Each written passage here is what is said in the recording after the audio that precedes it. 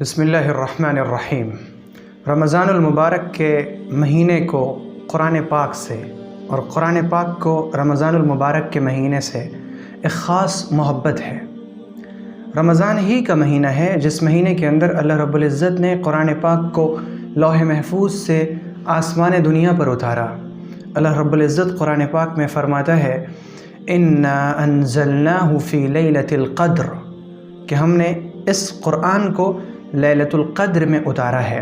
کتاب انزلناہ الیک مبارک لیدبروا آیاتہ، اور یہ مبارک کتاب ہم نے آپ پر اس لیے اتاری تاکہ لوگ قرآن پاک کی آیتوں میں اور اس کے اندر بیان کی ہوئی نشانیوں میں غور کریں، فکر کریں۔ قرآن پاک کا مقصد یہ ہے کہ لوگ قرآن پاک میں غور کر کے اللہ رب العزت تک پہنچنے والے ہو جائیں۔ قرآن میں بیان کی ہوئی ہدایتیں ہیں، اس لیے اللہ تعالیٰ نے اتاری ہیں تاکہ جو عقل والے ہیں وہ قرآن میں غور کریں۔ اللہ رب العزت فرماتا ہے افلا یتدبرون القرآن ام علی قلوب اقفالها، یہ قرآن میں غور کیوں نہیں کرتے یا ان کے دلوں پر تالے لگے ہوئے ہیں؟ اس کا مطلب صاف ہے کہ جو لوگ قرآن میں غور نہیں کرتے ان کے دلوں پر تالے ہیں۔ قرآن اس لیے نہیں آیا ہے کہ ہم قرآن پاک اپنی بیٹیوں کو صرف جہیز میں دے دیں اور ہماری وہ بیٹی اس قرآن پاک کو اپنے سینے سے لگائے، اپنی آنکھوں سے اسے چومیں اور پھر اسے الماری کے سب سے اونچے والے خانے میں اٹھا کر رکھ دے۔ قرآن پاک اس لیے نہیں ہے کہ اس سے تعویذ نکالی جائے، اس سے فال نکالے جائیں، اس سے قرآن پاک سے صرف شفا حاصل کی جائے، قرآن پاک کی آیتیں پڑھ کر صرف دم کی جائیں۔ قرآن پاک اللہ رب العزت نے ہدایت کے لیے اتارا ہے۔ قرآن اللہ تعالیٰ نے اس لیے اتارا ہے تاکہ ہم اس کے اندر غور کریں۔ قرآن ہر ایک کے لیے ہے۔ وَلَقَدْ يَسَّرْنَا الْقُرْآنَ لِلذِّكْرِ فَهَلْ مِن مُدَّكِرٍ، ہم نے قرآن کو نصیحت حاصل کرنے کے لیے آسان بنایا، تو کیا کوئی ہے جو نصیحت حاصل کرے؟ کیا کوئی ہے جو قرآن کی آیتوں میں غور کرے؟ کیا کوئی ہے جو اس قرآن پاک کو سمجھنے کی کوشش کرے؟ قرآن وہ جو ہم نے سمجھ لیا ہے کہ قرآن مشکل ہے، قرآن ہر شخص پڑھ کر نہیں سمجھ سکتا، ہماری یہ سمجھ غلط ہے۔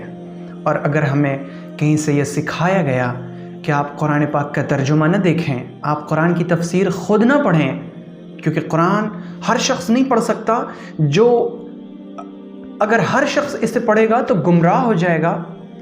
یہ بات ہم تک ان لوگوں نے پہنچائی جو خود گمراہ ہیں، جو خود گمگشت راہ ہیں، انہیں خود نہیں پتا کہ راستہ کون سا ہے، منزل کہاں ہے، اللہ نے ہمیں کون سی کتاب عطا فرمائی اور اللہ ہم سے چاہتا کیا ہے۔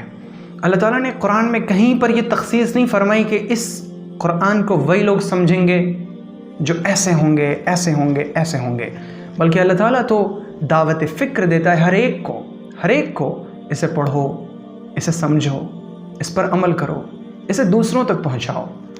تو ہم قرآن میں غور کرنے والے ہوں۔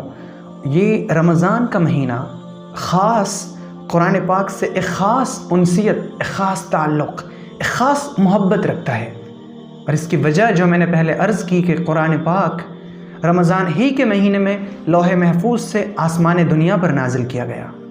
آپ پیغمبر صلی اللہ علیہ وسلم کی سنت اٹھا کر دیکھیں، آپ کو نظر آئے گا کہ جبرائیل علیہ السلام رمضان میں پیغمبر صلی اللہ علیہ وسلم کے پاس تشریف لائے کرتے، آپ صلی اللہ علیہ وسلم جبرائیل سے قرآن سنا کرتے، اور صرف سنتے ہی نہیں بلکہ جو عبرت کی آیات ہیں ان میں آپ غور کیا کرتے، قرآن پاک سے اپنی روح کو تازگی بخشتے۔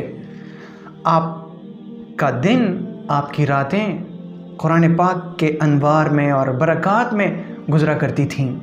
قرآن پاک کو پڑھنا، قرآن کو سننا، قرآن میں تدبر کرنا، اس کی آیتوں میں غور کرنا، عبرت کی آیتوں میں غور کرنا، جہنم کے ذکر پر جہنم سے پناہ چاہنا اور جنت کی آیتوں میں اللہ رب العزت سے جنت طلب کرنا، یہ ہمیں نبی صلی اللہ علیہ وسلم کی سنت سے ملے گا۔ رمضان کے یہ مبارک ایام ہمیں یاد دلا رہے ہیں کہ انہی دنوں میں قرآن پاک نازل ہوا۔ قرآن پاک کے نزول کے ایام کی ہمیں یاد دلائی جا رہی ہے، اور ہم سے تقاضا کیا جا رہا ہے کہ ہم قرآن پاک کو اپنے شب روز میں لائیں۔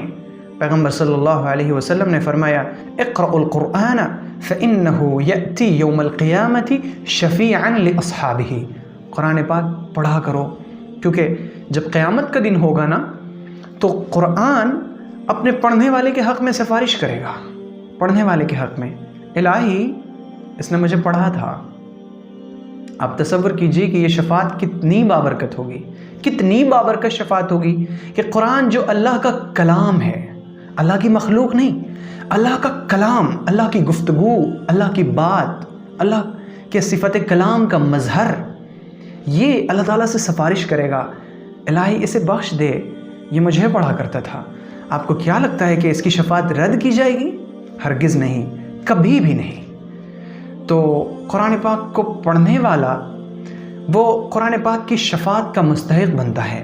اسی طرح سے پیغمبر صلی اللہ علیہ وسلم نے فرمایا خیرکم من تعلم القرآن وعلمہ، تم میں سب سے بہترین وہ شخص ہے، سب سے بہترین لوگ تم میں بہت ہیں، بہت سے مالدار ہیں، بہت سے بزنس مین ہیں، بہت سے تاجر ہیں، بہت سے نوکری والے ہیں، بہت سے اعلیٰ افسران ہیں، اعلیٰ عہدیدار ہیں، سب ہیں، لیکن سب سے بہترین شخص وہ ہے جو قرآن کو سیکھتا ہے اور قرآن کو سکھاتا ہے۔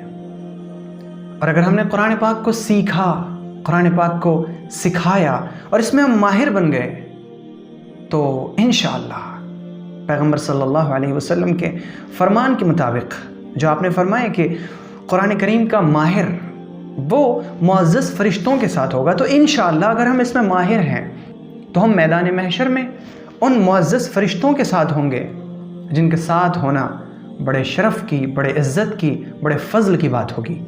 اور اگر ہم اس میں ماہر نہ بن سکے، اٹک اٹک کر پڑھتے رہے، تو پیغمبر علیہ الصلاۃ والسلام نے فرمایا والذی یقرأ القرآن وهو یتعتع فیہ لہ اجران، کہ جو شخص قرآن کو اس طرح پڑھتا ہے کہ اس میں اٹکتا ہے، یہ کیا ہے، یہ کیا ہے، رکتا ہے، پھر بڑھتا ہے، پھر رکتا ہے، پھر آگے بڑھتا ہے، اس سے پڑھا نہیں جاتا بہت اچھی طرح سے، لہو اجران، اسے 2 اجر ملیں گے۔ ایک تو قرآن پاک پڑھنے کا اجر ملے گا، اور دوسرا کہ وہ اٹک جو رہا ہے اور پھر بھی برداشت کر کے، صبر کر کے جمع ہوا ہے، پھر بھی پڑھ رہا ہے، تو اس کے لیے 2 اجر ہیں۔ دونوں صورتوں میں ماہر ہیں تو بھی اجر، ماہر نہیں ہے اٹک اٹک کر پڑھ رہے ہیں تو بھی اجر۔ ہمارا حال اس مہینے میں یہ ہونا چاہیے کہ ہمارے گھروں میں قرآن پاک کی تلاوت یوں ہو کہ اگر ہمارے گھر کے پاس سے کوئی شخص گزرے تو اسے شہد کی، مکھی کی بھنبھناہٹ محسوس ہو کہ آوازیں کیسی آ رہی ہیں، وہ ہمارے قرآن پاک کی تلاوت کی آوازیں ہوں، ایسا ہمارا ماحول ہو۔ آپ سلف صالحین کی زندگی کو اٹھا کر دیکھیں، جیسے ہی رمضان المبارک کا مہینہ آیا کرتا، ان کی زندگی میں قرآن اس طور پر داخل ہوتا کہ باقی عام کام نکل جایا کرتے اور ان کی ساری مشغولیتیں قرآن پاک کے ساتھ ہوا کرتی تھیں۔ صحیح روایت میں ہے کہ پیغمبر صلی اللہ علیہ وسلم کے سامنے سیدنا ابن مسعود رضی اللہ تعالی عنہ نے سورہ نساء کے شروع کی آیتیں پڑھیں۔ جب عبداللہ ابن مسعود رضی اللہ عنہ اس آیت پر پہنچے فَكَيْفَ إِذَا جِئْنَا مِن كُلِّ أُمَّةٍ بِشَهِيدٍ وَجِئْنَا بِكَ عَلَى هَؤُلَاءِ شَهِيدًا، تو اس وقت کیا صورتحال ہوگی، یعنی قیامت کا منظر کھینچا جا رہا ہے اس آیت میں کہ اس وقت کیسا لگے گا۔ فَكَيْفَ إِذَا جِئْنَا مِن كُلِّ أُمَّةٍ بِشَهِيدٍ، اس وقت کیسا لگے گا جب ہم ہر امت سے ایک گواہ لائیں گے۔ وَجِئْنَا بِكَ عَلَى هَؤُلَاءِ شَهِيدًا، اور اے محمد صلی اللہ علیہ وسلم ہم ان تمام پر آپ کو گواہ بنائیں گے۔ پیغمبر علیہ الصلاۃ والسلام نے فرمایا حسبک الان، حسبک، بس کر دو ابن مسعود۔ حضرت عبداللہ ابن مسعود رضی اللہ عنہ فرماتے ہیں کہ میں نے دیکھا پیغمبر صلی اللہ علیہ وسلم کی آنکھوں میں آنسو تھے۔ اور صحیح روایت میں ہے کہ ایک صبح پیغمبر علیہ الصلاۃ والسلام نے اپنے ایک صحابی حضرت ابو موسیٰ اشعری رضی اللہ عنہ سے فرمایا کہ کاش تم نے مجھے رات میں دیکھا ہوتا، میں تمہاری تلاوت سن رہا تھا۔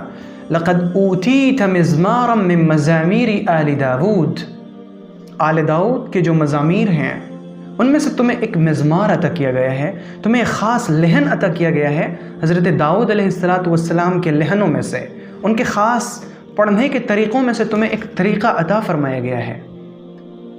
تو یہ سن کر حضرت ابو موسیٰ اشعری رضی اللہ عنہ نے فرمایا یا رسول اللہ، اگر مجھے پتہ ہوتا کہ آپ سن رہے ہیں لَحَبَّرْتُهُ لَكَ تَحْبِيرًا، تو میں اور زیادہ خوبصورت انداز میں پڑھتا کہ وہ ذات سن رہی ہے جس ذات پر یہ قرآن پاک نازل ہوا ہے۔ سیدنا عمر رضی اللہ عنہ کی عادت شریفہ تھی کہ صحابہ کرام جمع ہوتے تو آپ حضرت ابو موسیٰ سے فرماتے ذکرنا ربنا، ہمیں ذرا ہمارے رب کی یاد تو دلاؤ۔ چنانچہ وہ قرآن پاک بہترین انداز میں پڑھا کرتے اور تمام صحابہ کرام ان کی تلاوت سنا کرتے تھے۔ یہ صحابہ کرام کا پیغمبر صلی اللہ علیہ وسلم کا معمول تھا۔ آپ ان معمولات پر نظر ڈالیے اور پھر ہم اپنی زندگی کا جائزہ لیں۔ ہماری زندگی میں کیا ہے؟ ہم اگر بیوی ہیں تو اپنے شوہر سے قرآن کی تلاوت سنیں، انہیں اپنی تلاوت سنائیں۔ ہم اگر شوہر ہیں اپنی بیوی کو ہم قرآن سنائیں، وہ ہمیں قرآن سنائیں۔ ہمارے بچے ہیں ہم انہیں قرآن سکھائیں۔ قرآن سیکھنا اور سکھانا اس مہینے کا ہمارا خاص مشغلہ ہو، ہمارا شغل وہ قرآن ہو، ہماری مصروفیتیں قرآن میں ہوں، ہم قرآن کے لیے ہوں اور قرآن ہمارے لیے ہو، تب ہی ہم اس مہینے کو، اس مبارک مہینے کو وصول کرنے والے ہوں گے۔ اور یاد رکھیے کہ جب قرآن پاک ہماری زندگی سے نکل جاتا ہے اور اس کی جگہ پہ دوسری چیزیں آ جاتی ہیں، تب بلائیں آتی ہیں، تب فساد ظاہر ہوتا ہے، تب ہم پریشان ہوتے ہیں۔ ہماری زندگی میں بہت سی پریشانیاں آتی ہیں، اولاد کو لے کر، مال کو لے کر، گھر کو لے کر، خاندان کو لے کر، اہل و عیال کو لے کر۔ بہت سے لوگ میرا اپنا ذاتی تجربہ ہے، میرے پاس بہت سے لوگ اپنے بہت سے مسائل لے کر آتے ہیں اور آدھے گھنٹے تک اپنے مسائل سناتے ہیں، میرے ساتھ یہ مسئلہ ہے، یہ پریشانی ہے، یہ پریشانی ہے، یہ پریشانی ہے۔ پھر میں ان سے بہت ساری چیزیں معلوم کرتا ہوں اور معلوم کرنے کے بعد میں جس نتیجے پہ پہنچتا ہوں وہ نتیجہ یہ ہوتا ہے کہ ہم نے اپنی زندگی سے قرآن کو نکال رکھا ہے۔ ہماری زندگی میں قرآن نہیں ہے، پھر سکون کیسے آئے گا؟ قرآن اللہ کے تمام ذکروں میں سب سے بڑا ذکر ہے اور اللہ کے ذکر سے دلوں کو اطمینان ملتا ہے، دلوں کو خوشیاں حاصل ہوتی ہے۔ الا بذکر اللہ تطمئن القلوب، اللہ کے ذکر سے دلوں کو اطمینان حاصل ہوتا ہے۔ ہماری زندگی سے جب قرآن نکل گیا پھر سکون کیسے ملے گا؟ پھر اطمینان کیسے ملے گا؟ پھر خوشی کیسے ملے گی؟ یاد رکھا جائے کہ قرآن اس لیے آیا ہے تاکہ ہم اس سے ہدایت حاصل کریں، قرآن اس لیے ہے تاکہ ہم اس کی تلاوت کریں، قرآن اس لیے ہے تاکہ ہم اس میں غور کریں، قرآن اس لیے ہے تاکہ اس کی آیتیں ہماری سوچ اور فکر کا مرکز، محور، سینٹر بن جائیں۔ قرآن روح کی زندگی ہے، قرآن شفا ہے، قرآن نور ہے، قرآن ہدایت ہے۔ لیکن ان کے لیے جو قرآن کی تلاوت کرتے ہیں، قرآن کو سمجھنے کی کوشش کرتے ہیں، صرف قرآن کو گھر میں رکھ لینا، قرآن کو سجا لینا نہ ہدایت کے لیے کافی ہے اور نہ ثواب کے لیے کافی ہے۔ تو کیا وقت نہیں آیا کہ اب ہمارا یہ رمضان قرآن کے ساتھ گزرے؟ کیا وقت نہیں آیا کہ ہمارے دلوں میں حرکت پیدا ہو اور ہم اللہ کے کلام کو سمجھنے کی کوشش کریں؟ کیا وقت نہیں آیا کہ اب ہم اپنے اوقات میں سے کچھ وقت قرآن کریم کی تفسیر کے لیے خاص کریں؟ کیا وقت نہیں آیا کہ اب ہمارے دل اللہ رب العزت کے ذکر سے لرز جائیں؟ اگر آپ کو یہ ویڈیو پسند آئی ہو تو ویڈیو کو لائک کریں اور شیئر کریں اور چینل کو سبسکرائب کرنا ہرگز نہ بھولیں۔